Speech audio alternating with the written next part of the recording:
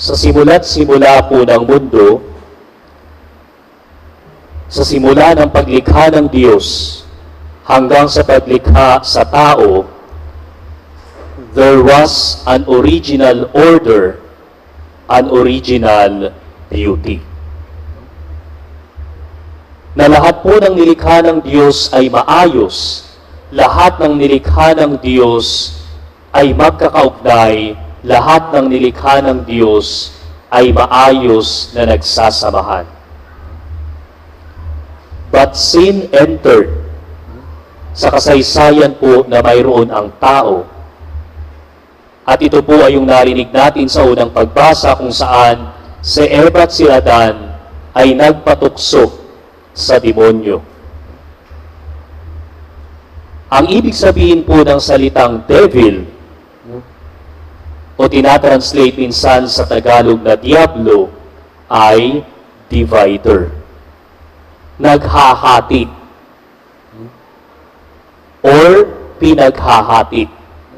At kaya nga po nung pumasok ang kasalanan sa ating kasaysayan, nagkaroon ng paghahati, nagkaroon ng hindi kaayusan ang relasyon na mayroon ang tao sa kanyang sarili, sa kanyang kapwa-tao, sa kanyang Diyos. At kaya nga po, sa unang linggo ng Kwaresma, muling ipinapalaala sa atin ang pagbasa yung tendency na mayroon ang tao. Our human tendencies. Lalo na po kung tayo ay mag-give in sa tukso ng demonyo. Una pong tukso, sinabi po ng ating Ebanghelyo na kung ikaw nga ay anak ng Diyos, gawin mo ang batong ito na tinapay.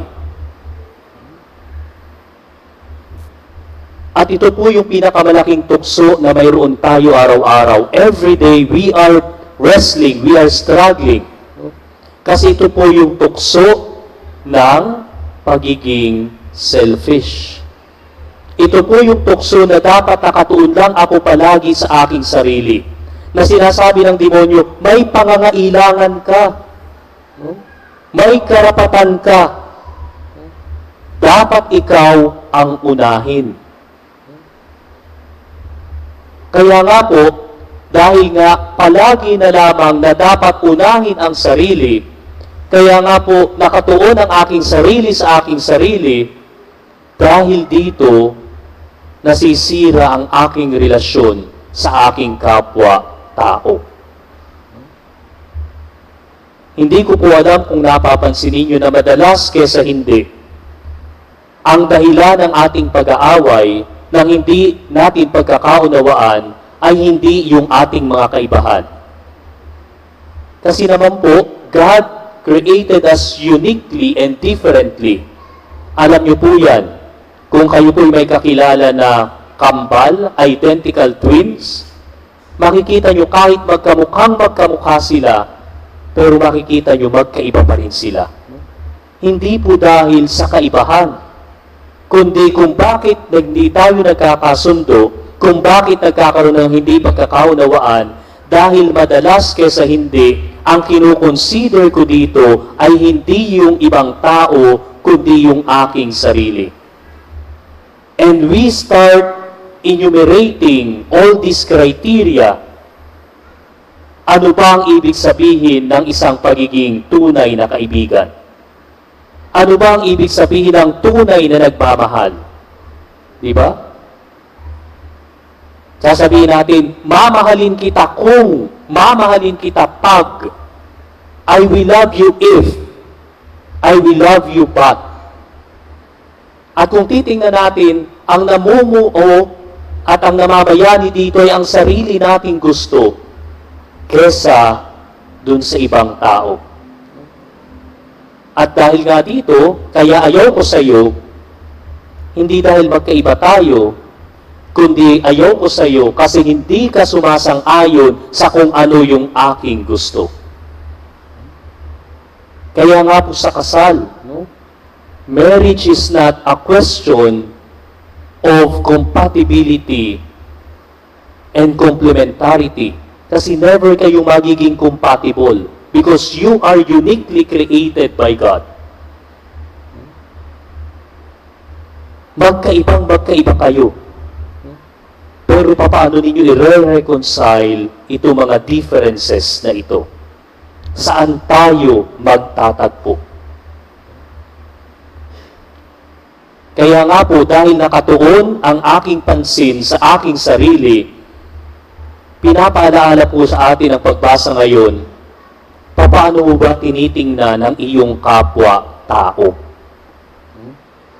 More often than not, we reduce the human being into a thing, sa isang bagay.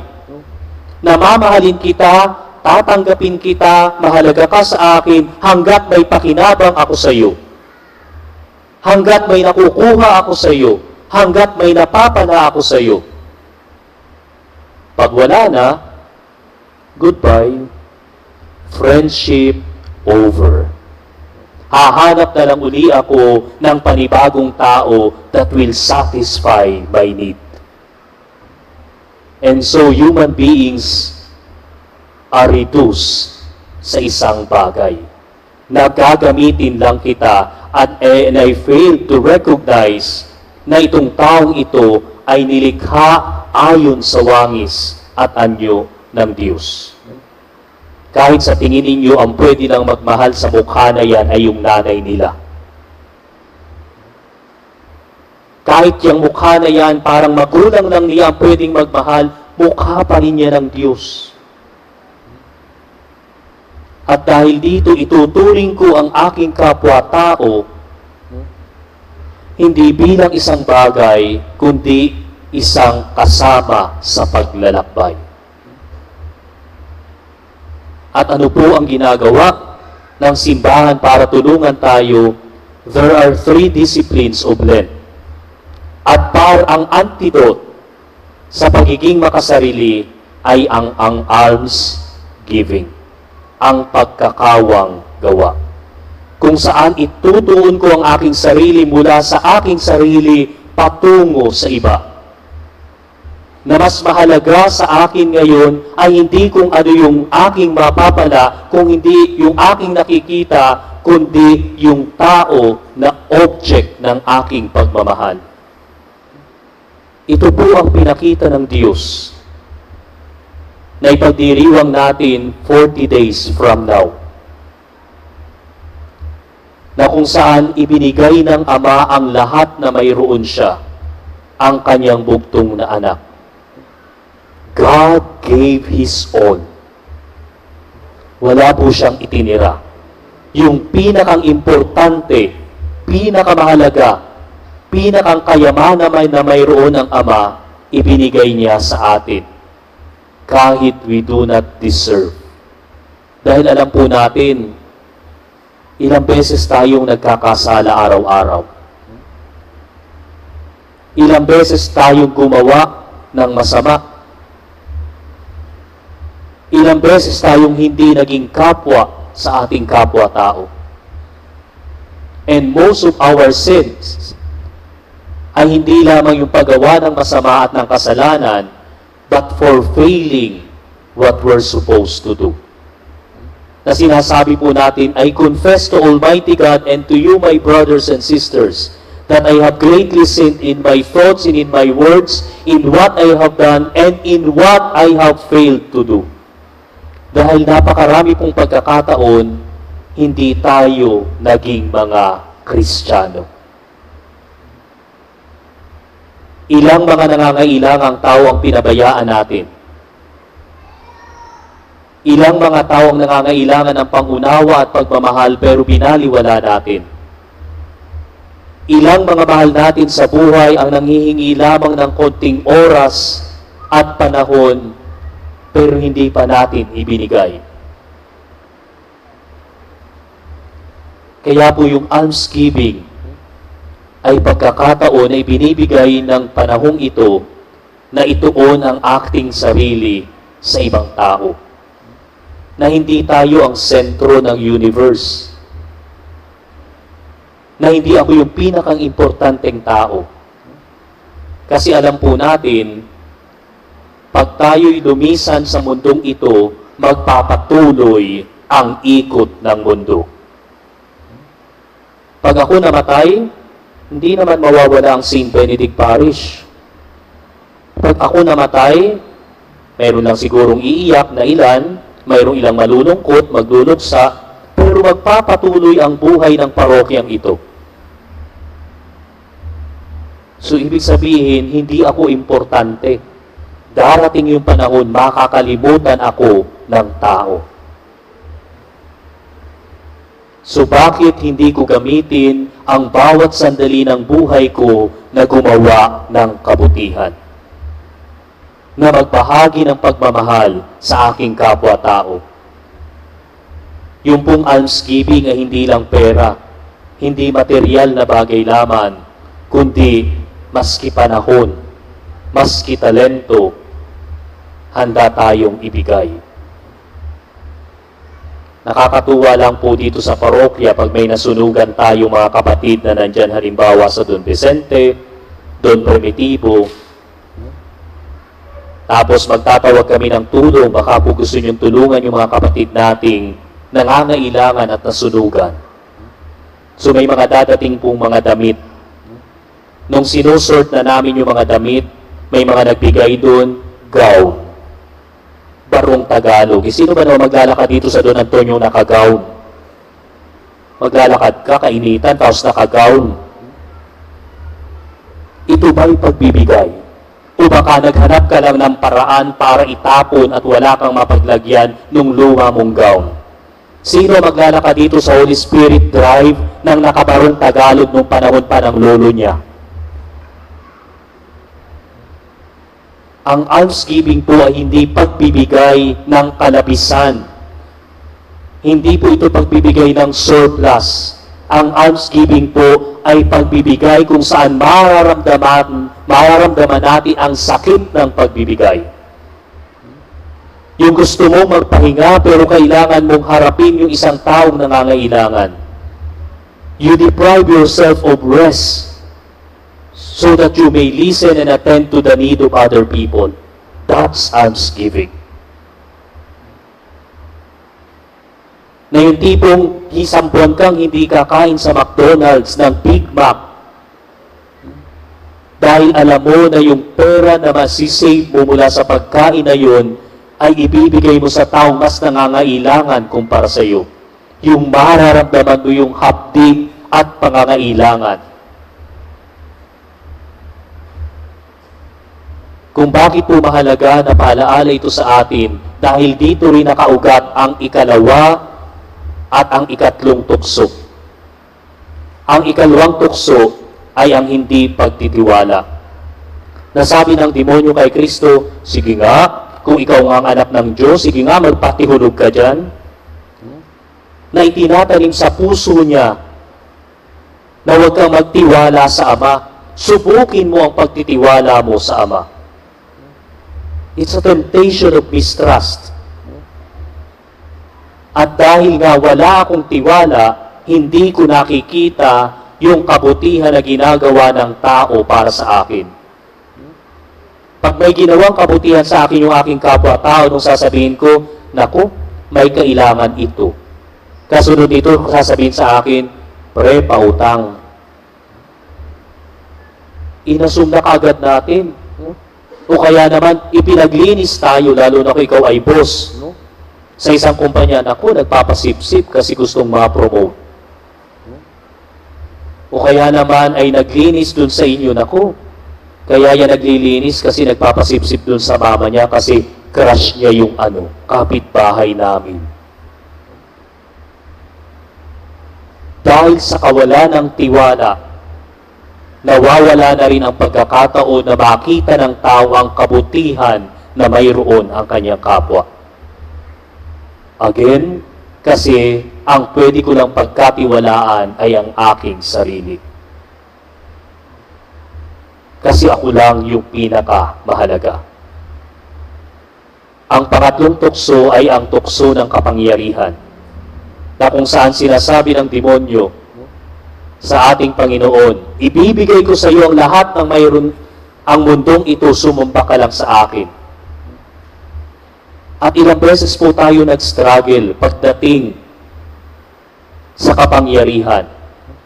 Ilang mga posisyon ang nagagamit nang sa gayon ay ilugmo ko ang aking kapwa-tao, apakan ko ang dignidad ng taong ito. Gagamitin ko ang aking kapangyarihan para gamitin ang ibang tao, para papagsakin ang ibang tao. Maling paggamit ng kapangyarihan. Dahil ang bawat po isa sa atin ay mayroong kapangyarihang taglay. Pero ito pong kapangyarihan na mayroon tayo ay ibinigay ng Diyos para tayo'y maglingkod. Hindi para pangibabawan ang ibang tao. Minsan nakakalungkot po pag ako'y kumakain halimbawa sa Jollibee. Tapos mayroon doong isang customer, pakilinis nga itong anong to, pakilinis itong table na to, pakibilisan kasi kanina pa ako nakatayo dito, pag tinignan mo ang daming customer, so ikaw lang ang gustong pagsilbihan, paano naman yung iba? No? Minsan po napapagkamalan akong hardinero. No? Kasi minsan naglalakad ako dito naka-shorts, no? Tapos nagagarden-garden ako dyan. No? Minsan may dumating, boy, oh. Natuwa naman ako kasi tawag sa akin, boy. So, parang bata pa ako, no? Sasahan, boy, pakitawag nga yung parit. Kasi may blessing. Pakidalian, ha? Kasi ang init, no? Nanlalagkit na ako. Kaya sabi ko, sige po, sandali lang po, tatawagin ko ang parit. So, umakyat ako sa itaas, nagsuot ako ng damit pamparit, at sabi niya, kayo po pala si Father. Sabi ko, surprise! At sabi ko, naisip ko, no, paano kung hindi ako pari? Makukuha ko ba yung katulad na paggalang nitong taong ito sa isang pari? Paano yung mga kapatid nating nakatambay dito pag umaga na mga driver ng Food Panda, ng Grab? Can we respect them the way we respect a priest? Yung mga naglilinis dito sa Don Antonio, kaya ko ba siyang respetuhin at tingnan bilang taong may dignidad? O tinitingnan ko sila bilang aking alipin at ako'y nakakataas sa kanila? Ang maling paggamit ng kapangyarihan. Ang kasalanan po na mayroon si Cain, when God asked him, where is your brother? At anong tanong ang sagot ni Cain? Am I my brother's keeper? Pero sa simula't simula po, ninais ng Diyos na ang bawat isa sa atin ay magkaroon ng kaugnayan sa isa't isa. Na ninais ng Diyos na ang bawat isa sa atin ay maglingkod. Hindi pangibabawan ang ibang tao. Pero again, babalik ito sa unang temptation na ang mahalaga lamang ay ako. And I do not care kung anong mangyayari sa iyo. Kasi kung ang bawat tao po ay matututong magmahal, pagmamahal na marunong magbigay, umunawa, magpatawad, pagmamahal na katulad ni Kristo na walang hinangad kundi ang ikabubuhay ng kanyang mga minamahal, wala tayong pinag-uusapan ngayon na flood control. Wala tayong pinag-uusapan ngayon na impeachment. Dahil ang tao ay marunong magmahal, marunong na kumilala sa ikabubuti ng kanyang kapwa-tao.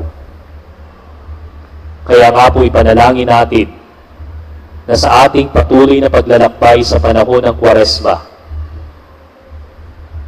sa ating pagdiriwang ng muling pagkabuhay ng ating Panginoon, muling sumibol ang isang panibagong tao na nagdesisyon na tingnan ang aking kapwa bilang aking kapwa. Nagdesisyon na mag-aalay ako ng sarili para sa ikabubuti ng iba. Nagdesisyon na ako ay kaugnay ng aking kapwa-tao. At dahil dito, mayroon akong pananagutan sa kapwa ko at sa Diyos. Amen.